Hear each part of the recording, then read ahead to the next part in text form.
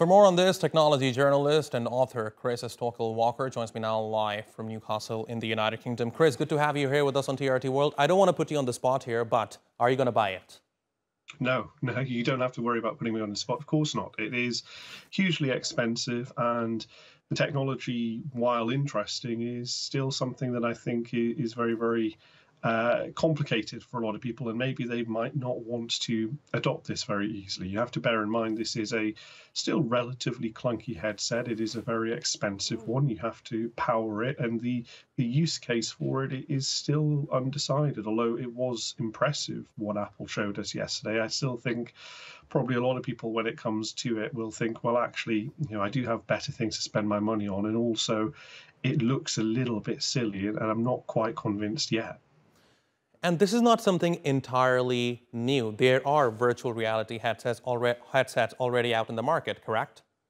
There are. Last week we saw Meta, the parent company of Facebook, WhatsApp and Instagram, releasing their own version of a virtual reality headset, which is slightly different to the one that Apple has released because theirs is augmented reality. So the difference between those is that virtual reality essentially puts you into an entirely graphical, computer-generated world, whereas an augmented reality one, as we can see on screen, adds new elements to the existing world in which you live. So you might see an app pop up, as you can see right now, in front of your living room, and you can then scroll through stuff. But it is slightly different, and this is a technology that's existed for a long time. Another big tech giant, Google, had their own version called Google Glass, which was around about 10 years ago, and people then were given a relatively derogatory phrase playing off the word Google Glass to describe them because they felt they looked a little bit ridiculous. Chris, who do you think is Apple's main target market when it comes to Vision Pro?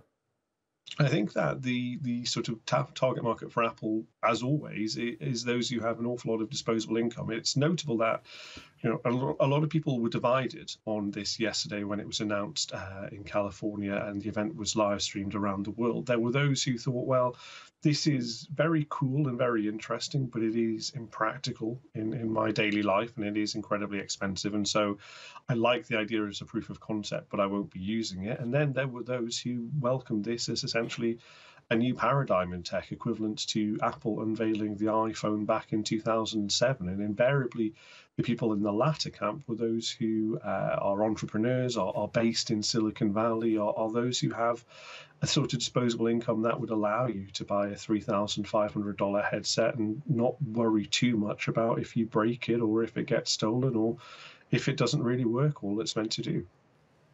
But Chris, don't you think it's likely for Apple to come up with a less advanced version of a Vision Pro in the near future? Because we know that Apple is known for doing that. It has done it with iPhones, for example. Yeah, and iPads as well. So we have the iPad Pro, we have the iPad General, and then you have the iPad Mini, which comes at different entry points in terms of its price. And I think that this is an interesting first step, but it is notable that this is unusual for Apple to unveil something that they don't immediately bring to market. It was a sort of more of a proof of concept here than anything we've ever seen before. Bear in mind, they did say that this would not be going immediately on sale. It would be something that would be released early next year, giving developers the time to produce the apps that would work for it. But I think that means that if you're a general user who maybe can't spend $3,500, but may think about spending maybe $500 or $750, in reality, this technology is never going to get into your hands until maybe 2025, 2026, because of the sheer scale of economics. And I guess the question would, we've had so many of these kind of false starts before with